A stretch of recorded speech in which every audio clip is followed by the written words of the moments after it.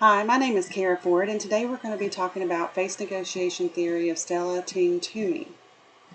Ting Toomey had a theory that she called the face negotiation theory, and it's a concept that shows the differences in people and their culture and how they handle conflict.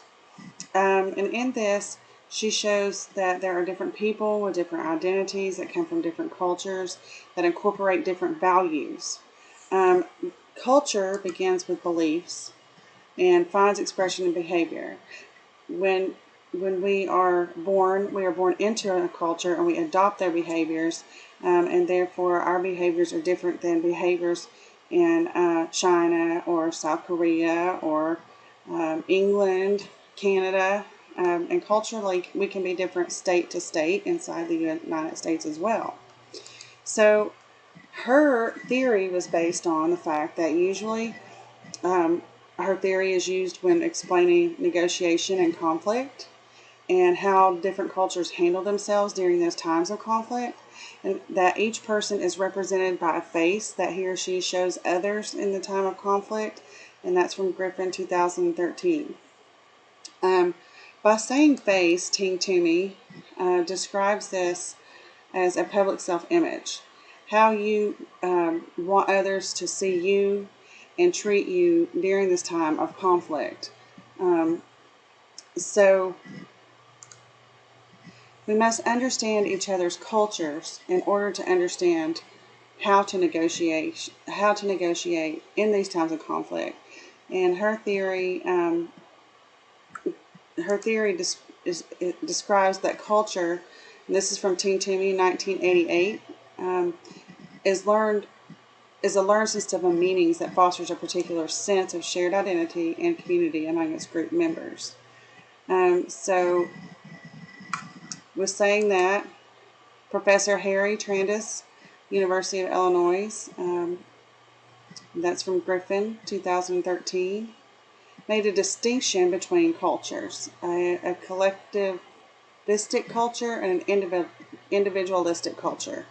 And he compared the United States to Japan, and also noted that you could compare the United States to many other cultures and other cultures to other country cultures. And cited collectivistic culture with the United States is more of an I culture, and individualistic culture is more of a we culture. The difference between the two is that the United States show their value in individual goals.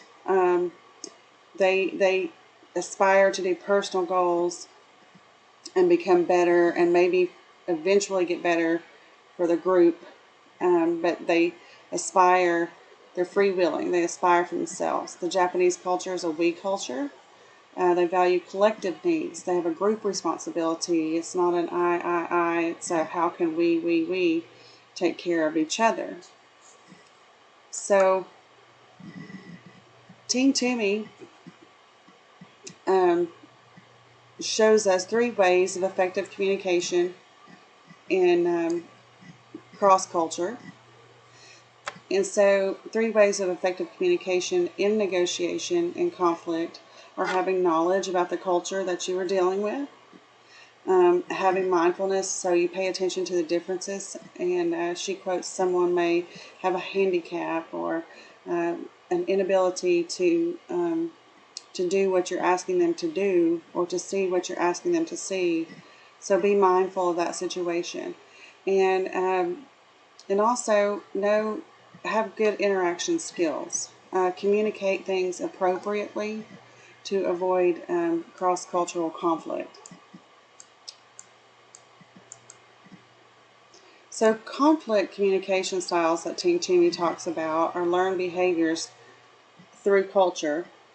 And she gives us five conflict communication styles.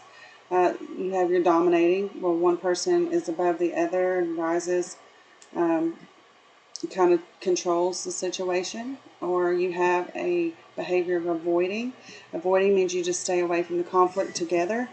Or you can oblige, you can be concerned with other person's conflict instead of your personal interest. and you compromise, which means you can give and take, and there's a win-win. And then integrating. So with integrating, you have a solution and you have a closure to the problem. And then she expanded on these styles later, years later, and added emotional expression, so you express your feelings freely. And passive aggression is you indirectly pass blame on others during the conflict. And third party help, you obviously resolve this with a middleman. Thank you.